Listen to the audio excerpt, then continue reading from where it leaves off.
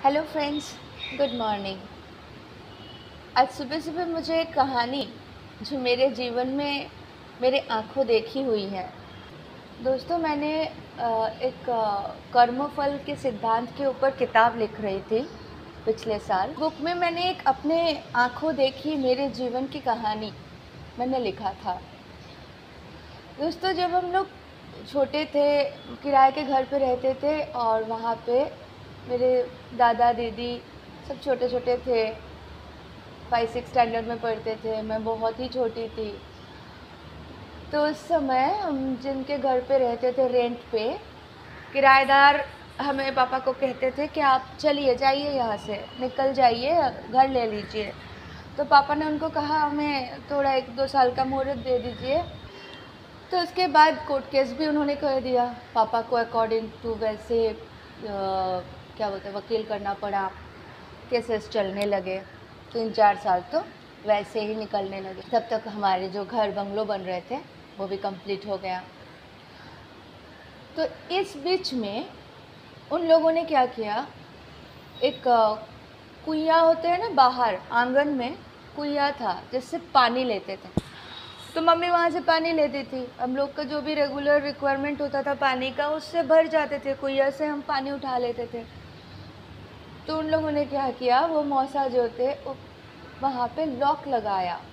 कुइया में एक लोहे का गोल बेड़ी जैसे बना के ऐसे लॉक लगा दिए ताकि हम पानी नहीं उठा सके। और उनको जब पानी लेना होता था वो आते थे, लॉक खोलते थे और पानी ले जाते थे। तो मम्मी को आस पड़ोस के घर वालों से पानी लेने जाना पड़ता था। दूर नलकूप में जाके पानी लेके आती थी, लंबा, मतलब पीने का पानी हो, नहाने का पानी हो। बहुत मेहनत करती थी मेरी मम्मी। मौसा थे ना, उनकी वाइफ मौसी बड़ी सुंदर थी। मैं उन्हें बहुत लाइक करती थी, मुझसे भी बहुत प्रेम करती थी। 2 बेटे थे उनके और अच्छे खासे उन लोग की मतलब फैमिली। उनके जो ये थे ना, एक चाचा थे। तो चाचा के भी वो जो बड़े बंगलो थे वहाँ पे, हम लोग जहाँ रेंट पे रहते थे, वो बहुत बड़ा सा बंगलो था।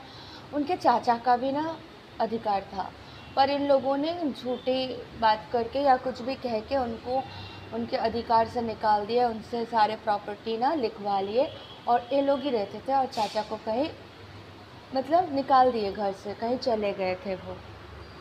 और उनके जो पिता थे ना, मौसा के जो पिता थे, वो पिता आते थे कहीं दूर से, बहुत बूढ़े थे, दूर से आते थे और रात को 10 बजे आते थे। कभी आके बोलते थे दरवाज़ा खोलो, दरवाज़ा खोलो। तो बाहर के आंगन के जो दरवाज़ा होते थे ना, वो लोग लॉक कर देते थे और अपने पिता को घर पे आने नहीं देते थे। अपने ही पिता के साथ ऐसे करते थे।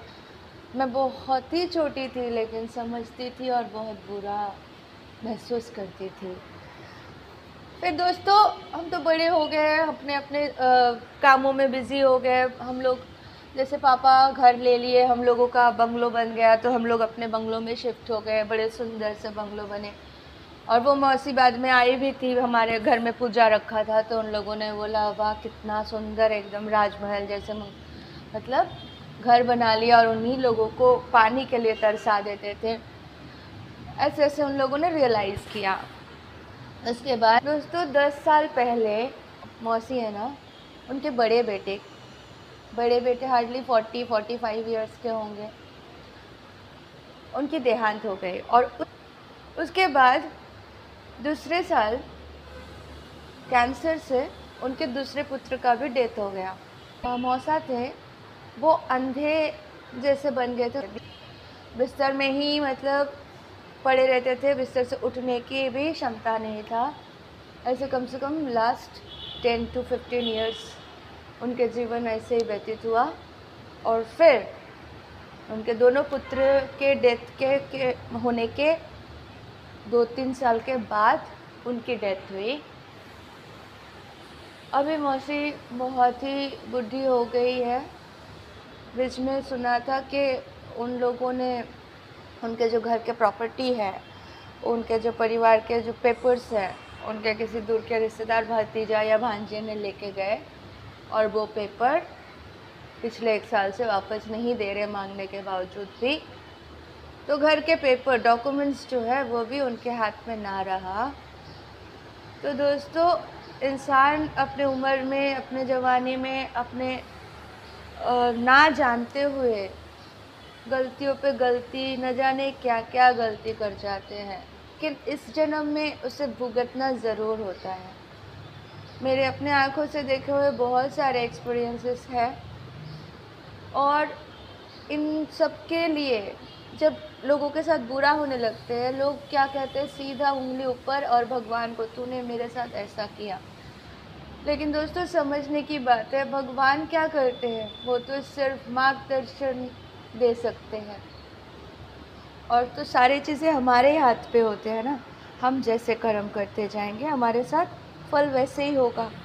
तो दोस्तों, अगर आपको पता चल गया कि ये सारी चीज़ें ऐसे होते हैं, कर्म के सिद्धांत बहुत कठिन और कठोर होते हैं, तो प्लीज़ आज ही से ऐसे कर्म कभी ना करें जो आपके कारण किसी और के आंखों में अश्रु आ सकते।